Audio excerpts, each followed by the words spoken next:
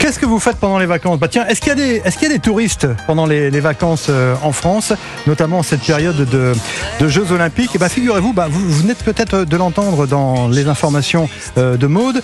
Les Jeux Olympiques ont connu un démarrage touristique encourageant, avec une hausse de 20% par rapport à l'an dernier, de la fréquentation donc du 24 au 27 juillet. Mais alors, en région parisienne seulement. Et on va en parler justement pour ce qui concerne la tendance au niveau national. Avec Stéphane Villain, président d'ADN Tourisme. Bonjour Stéphane Villain. Bonjour Lionel. Nous serons en ligne également dans quelques instants avec Nicolas Borin, qui est directeur général de Maeva, une entité du groupe Pierre et Vacances, pour parler plus précisément de l'hôtellerie de plein air. Qu'est-ce que ça vous dit, cette augmentation, cette hausse de 20% en région parisienne de la fréquentation touristique, me semble-t-il, grâce aux Jeux Olympiques? Oui, c'est vrai que nous, on a les chiffres de Paris Je t'aime. Ouais. Et c'est vrai que les chiffres sont très positifs, vous l'avez dit, avec effectivement une population française très très importante, mais aussi avec des étrangers, notamment nos amis américains, allemands, etc. Donc c'est bien, c'est très très bien. Alors, on le signale, ça c'est pour la région parisienne, et ce sont des chiffres de l'organisme Choose Paris, Choose Paris Région. Donc cela concerne uniquement la région Île-de-France. Qu'est-ce que ça donne au niveau national ? Quel est le bilan touristique ? Est-ce qu'on peut tirer là ? Nous sommes le 2 août, nous sommes à la mi-temps finalement de la saison touristique. Qu'est-ce que ça donne au niveau national ?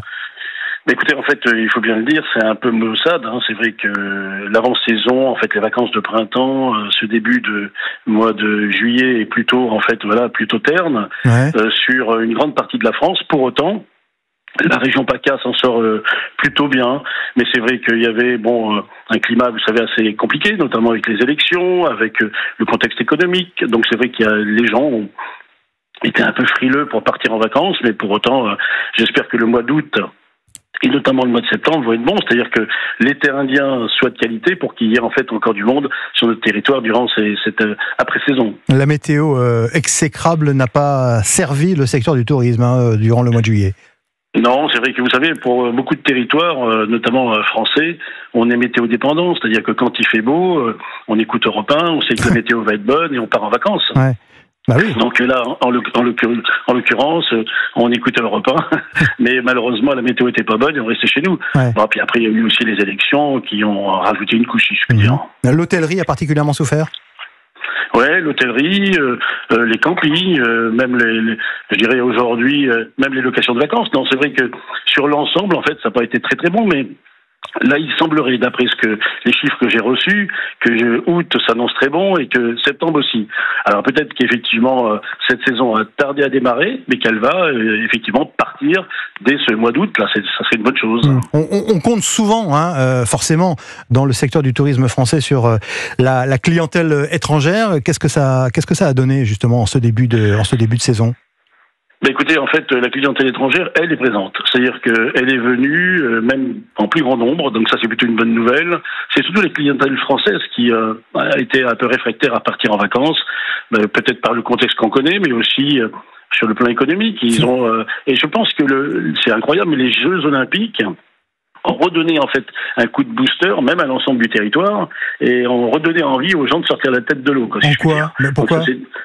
Parce que c'est, en fait, d'abord, il faut bien le dire, les Jeux Olympiques, ça fait un rayonnement incroyable sur la France, les gens ont retrouvé du bonheur. Le seul, maintenant, dans les conversations, on parle en fait de Léon Bertrand, de Teddy Riner, tout ça, c'est Léon Marchand, pardon. Et tout ça est très encourageant, c'est-à-dire qu'on voit bien qu'aujourd'hui, les gens, reprennent un peu le sourire. Après ce moment terme de début juillet, on a envie de sortir et de faire des choses. Pourtant, il y a eu un discours un peu avant les Jeux Olympiques qui consistait à dire oula, faut pas aller à Paris, ça va être l'enfer, on va pas pouvoir circuler, il va y avoir trop de monde, évitons la région parisienne, évitons même certains sites olympiques en province, et ça n'a pas joué d'après vous? Non, c'est même tout le contraire. C'est-à-dire qu'on voit bien, vous l'avez dit, plus 20% en fait sur Paris intramuros. On voit bien aussi que sur d'autres sites comme Marseille, Toulouse ou Bordeaux ou ailleurs, en fait, il y a l'effet booster des Jeux Olympiques, donc c'est une bonne chose. Et je pense que ça va contribuer finalement à atténuer les mauvais chiffres du mois de juillet. Et là, l'un des problèmes aussi, j'imagine, en tout cas c'est ce que j'ai lu, c'est qu'il n'y a pas eu de réservation de dernière minute, ce qui parfois sauve une partie de la saison pour les professionnels du tourisme. Oui, mais c'est vrai que, comme je vous le disais, c'est vrai qu'aujourd'hui, on a beaucoup de destinations qui sont météo-dépendantes et le beau temps n'était pas au rendez-vous, hein, sur notamment que ce soit la façade atlantique surtout. Bon, c'était un peu compliqué, donc les gens attendaient qu'il fasse beau, des jours meilleurs. Les jours meilleurs, semblerait-il, sont arrivés puisque là maintenant le beau temps s'installe un peu partout, tant mieux. Bonjour. C'est vrai que ça a été compliqué. Oui. Ouais. Bonjour Nicolas Borin. Bonjour. Vous êtes en ligne avec nous également, directeur général de Maeva, entité du groupe Pierre et Vacances, hein, je le disais, qui référence en France 2000 campings, hein, c'est bien ça ? Exactement, on propose sur le site maeva.com un peu plus de 2000 campings en France et maintenant en Espagne, en Croatie, en Italie également. L'hôtellerie de plein air, hein, comme on dit maintenant, elle a tiré son épingle du jeu malgré tout dans ce dans ce contexte plutôt maussade comme que nous décrivait Stéphane Villain il y a quelques instants. Oui, effectivement, nous, ce qu'on a vu chez Maeva, c'est les tendances qu'ont confirmé votre invité. C'est un mois de juillet maussade, c'est le bon mot. Bon, maussade à la météo et maussade également dans les tendances de réservation. Il y a un mois d'août qui s'annonce excellent. Et ce qui est vrai, c'est que le camping aura mieux résisté pour nous sur juillet et août que la location de vacances. C'est à peu près 7 réservations sur 10, 7 départs sur 10 qui se font en camping, et août sera excellent puisqu'on va faire un peu plus de 25% de départs supplémentaires par rapport à l'année dernière. Ouais, donc vous avez de bonnes perspectives pour la deuxième partie de la saison touristique. Là aussi avec des variations, j'imagine, selon les régions et selon la météo qui a pu sévir, si je puis dire, dans les différentes provinces françaises. C'est exactement ça. La météo a vraiment joué avec un ralentissement des réservations. On avait pris pas mal d'avance jusqu'à la mi-avril. Après la très mauvaise météo, mai, juin, début juillet a freiné la volonté des Français de partir en vacances et de réserver leurs vacances. Et depuis la mi-juillet, on retrouve des tendances. Contrairement à ce que vous évoquiez tout à l'heure, nous on a une très bonne tendance de dernière minute. Ouais. À moins de 15 jours du départ, c'est quasiment une réservation sur 4 qui se sera faite à moins de 15 jours du départ. Donc c'est encore une augmentation à constater par rapport à l'année dernière. Donc, la météo, le soleil est de retour et les vacanciers sont de retour sur les routes.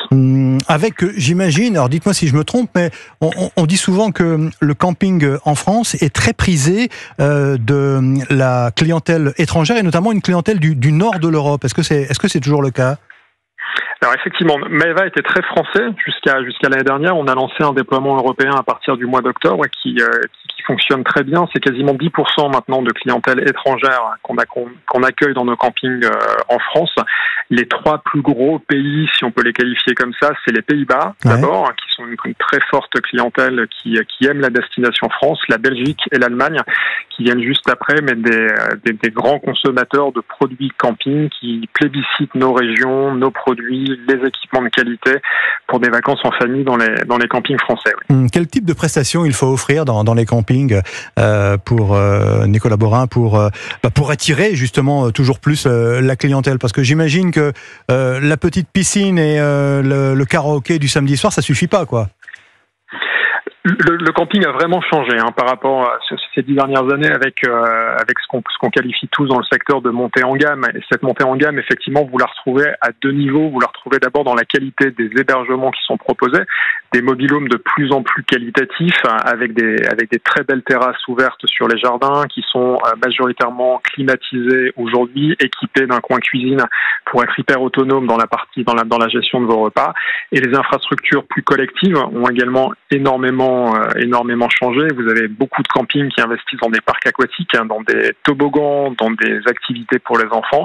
Et il y a de plus en plus de travaux qui sont menés sur l'animation. L'animation pour petits et grands, les clubs enfants qui sont souvent gratuits dans les campings en juillet-août, et ce qui correspond à la volonté de cette clientèle familiale de déconnecter pour les vacances, se retrouver en famille et de s'amuser, tout en découvrant des régions et en étant reconnecté avec la nature. On va marquer une pause. Restez avec nous, si vous le voulez bien, Stéphane Villain et Nicolas Borin, président d'ADN Tourisme et directeur général de Maeva. On va encore continuer à parler de cette saison touristique qui va continuer et dont on espère le meilleur pour notamment le mois d'août. Midi 14 sur Europe 1 dans la suite d'Europe 1 et vous également. On va parler encore de nouveau JO, mais un petit peu du côté musical. À tout de suite. 11h, 13h. Lionel Gougelot sur Europe 1.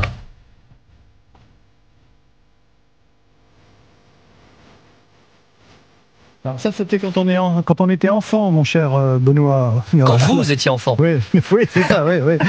Là, on parle des gens adultes, on parle du tourisme. Bien sûr.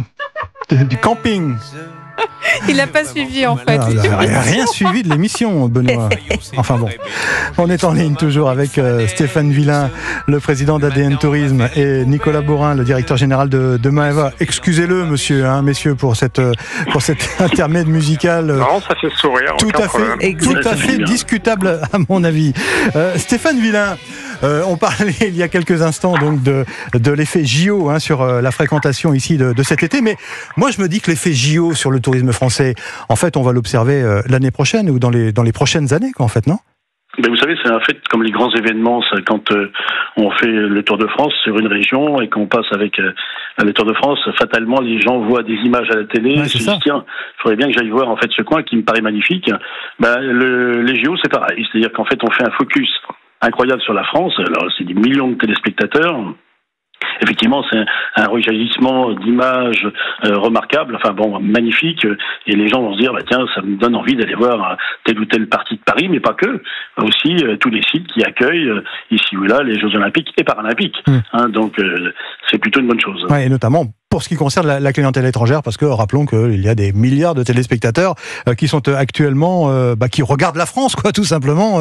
Non seulement les événements sportifs, mais effectivement les écrins dans lesquels ces événements sportifs sont organisés.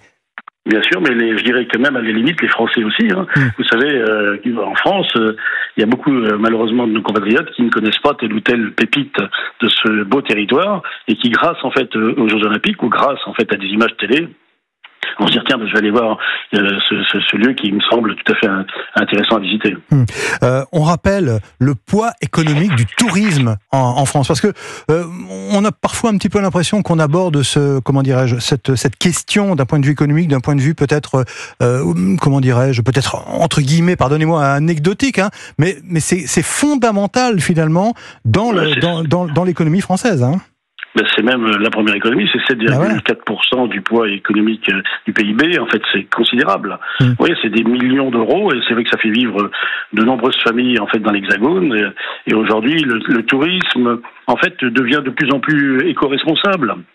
C'est-à-dire que on parle beaucoup, vous savez, de surtourisme, malheureusement, et je pense que c'est une mauvaise chose. C'est-à-dire qu'aujourd'hui, les territoires se sont organisés pour faire en sorte d'accueillir les résidents, touristiques, dans les meilleures conditions, que ce soit dans la gestion de l'eau, de l'électricité, des déchets, de respecter les lieux. Et c'est vrai qu'aujourd'hui, notamment à ADN, vous savez, ADN, ça fédère en fait les offices de tourisme, les agences départementales et régionales. Ouais, c'est ça. C'est 17 000 acteurs touristiques finalement qui travaillent pour qu'on puisse passer de bonnes vacances dans notre belle France. Et c'est vrai que aujourd'hui, ces gens-là, ils sont tournés vers cette éco-responsabilité. Ils informent en fait sur ce qu'il faut faire et ne pas faire quand on vient visiter notre beau territoire. Nicolas Borin, directeur général de Maeva, il y a cette même cette même préoccupation pour ce qui concerne le camping, ou plutôt l'hôtellerie de plein air, comme on dit maintenant. Oui, effectivement, il y a une vraie volonté de passer des vacances qui sont plus engagées. On a beaucoup travaillé sur l'éco-engagement de notre chaîne chez Maeva, avec un accompagnement des propriétaires pour cette démarche d'engagement pour plus de responsabilité. C'est le sens de la gamme Respire, qui s'inscrit vraiment dans une démarche d'être le plus respectueux possible de l'environnement, de la biodiversité, avec des travaux sur la gestion des eaux, notamment. On sait que c'est un sujet majeur. Et j'ai pas encore les chiffres sur l'année en cours, mais l'année dernière, une réservation sur 4 sur l'été se dirigeait vers un produit dit éco-engagé ou porteur d'un label de ce type-là. Ce qui veut dire que l'avenir, finalement, ce sont d'une certaine façon les campings haut de gamme. Haut de gamme, oui, c'est un peu plus de 85% des réservations qui se font sur du 4 étoiles et du 5 étoiles dans l'hôtellerie plein air chez nous sur les départs de juillet et d'août. Il y a une vraie volonté d'équipement, sur le mobile home notamment, d'être bien chez soi dans son logement, d'équipements sur les infrastructures collectives, les piscines, les espaces aquatiques, la qualité des jardins, et effectivement que ce soit de plus en plus respectueux en proximité de chez soi. C'est le sens du tourisme de proximité qui est l'ADN de notre groupe aussi, mais c'est une vraie tendance de fond pour les familles, oui. Alors, excusez-moi, Nicolas Borin, mais si les gens viennent dans des campings pour avoir finalement le confort de centre de vacances, c'est plus le camping comme on l'a connu, c'est plus le camping de Patrick Chirac, quoi. Enfin, cette page-là, elle est tournée, si je vous entends bien. Le camping a vraiment changé ces dernières années, et je pense qu'il y a effectivement deux campings aujourd'hui. Le camping plus historique, avec cette volonté de venir complètement connecté à la nature sous une tente et d'être dans un camping qu'on a vu dans les images, dans les grandes images, et qu'on a un peu en imaginaire collectif. Ouais. Et le nouveau camping, c'est pour ça que ça s'appelle plutôt l'hôtellerie de plein air, avec des hébergements de plus en plus qualitatifs qui effectivement sont des vrais challengers de l'hôtellerie, de la résidence, des clubs de vacances, avec des infrastructures et un accompagnement pour les vacances qui correspond à la demande, qui est une vraie tendance de transformation.